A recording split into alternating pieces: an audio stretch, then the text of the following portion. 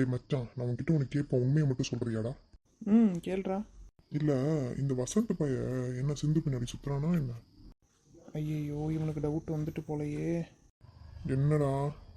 டேய் மச்சான், அந்த பொண்ணு எந்த ஹெல்ப் கேட்டாலும் அவனுக்கு பண்ணுது. இன்னொன்று, எனக்கு தெரிஞ்சு ரெண்டு பேருக்குள்ளேயும் சம்திங் இருக்கிற மாதிரியும் தோணுது, இல்லாத மாதிரியும் தோணுது. ஆனால் எனக்கு கன்ஃபார்மாக தெரியல. தப்பாக நம்ம சொல்லிட முடியாதுல்ல. அந்த பொண்ணுக்கு மேபி வசந்த் மேலே இன்ட்ரெஸ்ட் இருக்கலாம். ஓஹோ, அப்படி போதா கதை?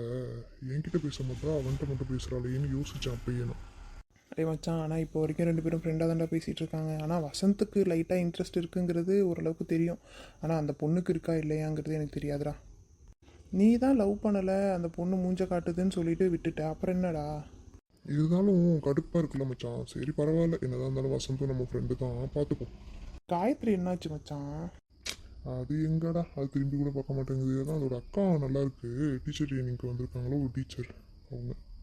அட பாவி, இஹிஹி. இவனை வேற இன்னும் காணோம். இவனுக்காக தான் வெயிட் பண்ணிட்டு இருக்கோம். எக்ஸாமுக்கு வேற டைம் ஆயிட்டு.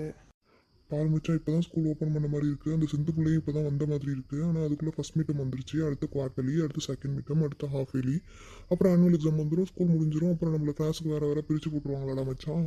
இந்த தடவை என்ன பண்ண போகிறானுங்கன்னு தெரிலடா. 9th வேறு பாதி பாதியாக பிரித்து போடுவானுங்களாம். என்ன பண்ண போகிறானுங்கன்னு தெரில, பார்ப்போம். எப்படியாச்சும் நம்ம எல்லாரும் ஒரே கிளாஸ்ன்ற மாதிரி கேட்டு வாங்கிடணும்டா. டேய் விஜய், வசந்த் வரானா இல்லையா? அந்த பக்கம் எதுவும் ஒரு ரைட் சைடில் வந்தானா பாத்தியா? இல்லையே மச்சான், நான் பார்த்துட்டு தான் வந்தேன். வர மாதிரி ஒன்றும் தெரிலையே. ஆமாம், வசந்த் என்ன சிந்து பின்னாடி சுற்றுறானா என்ன? உனக்கு யார் சொன்னா இப்படிலாம் கேட்டுட்டு இருக்க? என்ன கதை? டேய், சிந்து எங்கள் ஊர் பொண்ணு. அது மட்டும் இல்லாமல் எங்கள் ஊரில் தலைக்கட்டோட பொண்ணு. அது நம்ம படிக்கிற ஸ்கூலில் வந்து படிக்குதுங்கிறப்ப எனக்கு அதை பற்றின இன்ஃபர்மேஷன் வர தான் செய்யும். நான் அதை வச்சு தான் கேட்குறேன். எல்லாரும் பேசிக்கிறாங்க, நான் அதனால கேட்குறேன். உன்னை பார்த்தாலே தான் திரும்பிக்கிட்டு போதேடா. அப்புறம் ஏன்டா நீ டென்ஷன் ஆகுற? ம். ஏன் மச்சான், உனக்கு யாருடா சொன்னா? என்கிட்ட நம்பர் இருக்குது. எங்கள் ஊர் பொண்ணு தானே, அவங்க அப்பாவோட பழைய நம்பர் தான் அது வச்சுருக்கு.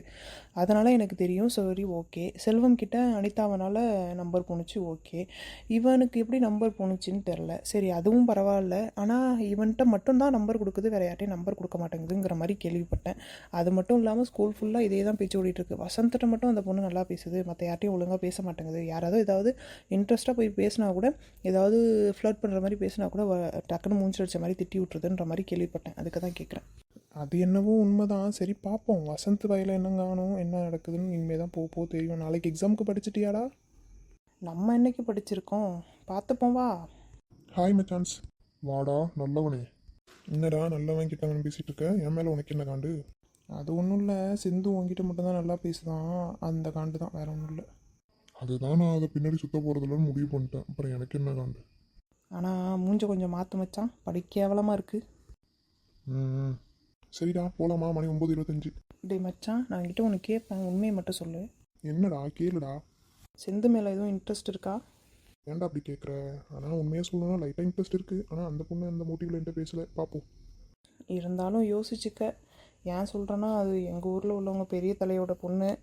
அப்படி இருக்கும்போது இன்கேஸ் நீ லவ்வுக்குன்னு இறங்கிட்டீங்கன்னா எதிர்ப்பு கொஞ்சம் ஜாஸ்தியாக இருக்கும். அதெல்லாம் சமாளிக்க முடியாது உன்னால். அதனால் பார்த்துக்க. சரிடா மச்சான், நான் பார்த்துக்கிறேன்.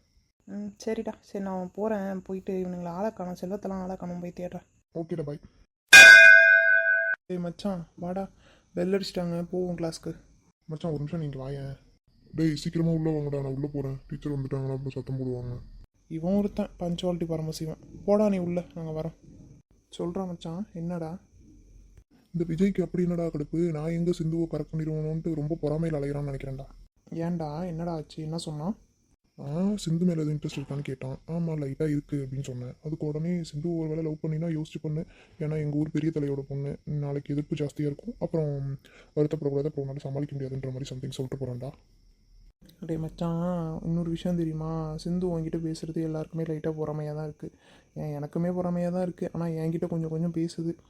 அதனால் அது பிரச்சனை இல்லைன்னு வச்சுக்கோ. இன்னொரு விஷயம், நீ லவ் பண்ணுறேன்னு சொன்னால் ஃபஸ்ட்டு எதிர்ப்பு கண்டிப்பாக சபரியாக இருக்கும். ரெண்டாவது இவன் விஜயாக இருக்கும். அதனால் பார்த்துக்க. இன்னொரு விஷயம் என்னென்னா, நானும் சொல்கிறேன், கொஞ்சம் சேஃப்டியாக இருந்துக்கும். உன்னை லவ் பண்ணாத கொள்ளாதன்னா சொல்ல மாட்டேன். அதனால் பார்த்துக்க. எதாக இருந்தாலும் பொறுமையாக பேசி டீல் பண்ணிக்க. எக்ஸாம் வேறு இருக்குது. எக்ஸாமை முடிச்சுட்டு லீவில் தாராளமாக பேசி பொறுமையாக டீல் பண்ணி கரெக்ட் பண்ணிக்க. ஓகேயா? வா போவோம். தேங்க்ஸ்டா மச்சான், நீ தாண்டா கொஞ்சம் பாசிட்டிவாக பேசுகிற. சபரிக்கு எங்கே அவன் லவ் பண்ணுற பொண்ணை நான் கரெக்ட் பண்ணிடுவேணும்னு ஒரு கடுப்பு இருக்குது, இவனுக்கு அவங்க ஒரு பொண்ணை நான் கரெக்ட் பண்ணிடுவேணும்னு ஒரு கடுப்பு இருக்குது. பரவாயில்லடா, நீ தாண்டா கொஞ்சம் பாசிட்டிவாக பேசுகிற. தேங்க்ஸ்டா மச்சான். சரி சரி வா, அவங்க ஊரில் இன்னொரு பொண்ணு இருக்குல்ல அனு, இதை நீ கரெக்ட் பண்ணினா நான் இதை வச்சு அந்த பொண்ணை கரெக்ட் பண்ணிட மாட்டேன். அட பாவி. இதெல்லாம் சொல்லி செய்யக்கூடாது மச்சான், சீக்கிரட்டாக செய்யணும். இப்போ எப்படி நீ சிந்துவை கரெக்ட் பண்ணிட்டீங்கன்னா நீயும் சிந்துவும் சேர்ந்து என்னை செத்து வைங்கடா மச்சான்னு சொன்னால் செய்யாமலா இருக்க போகிற. ரைட்டா மச்சான், ரைட்டு. நான் ஒரு பிளான் போட்டால் நீ எங்களை வச்சு ஒரு பிளான் போட்டுட்ருக்க. சரி, நல்லா இருந்தா சரிதான். வா வா போவோம் கிளாஸ்க்குள்ள.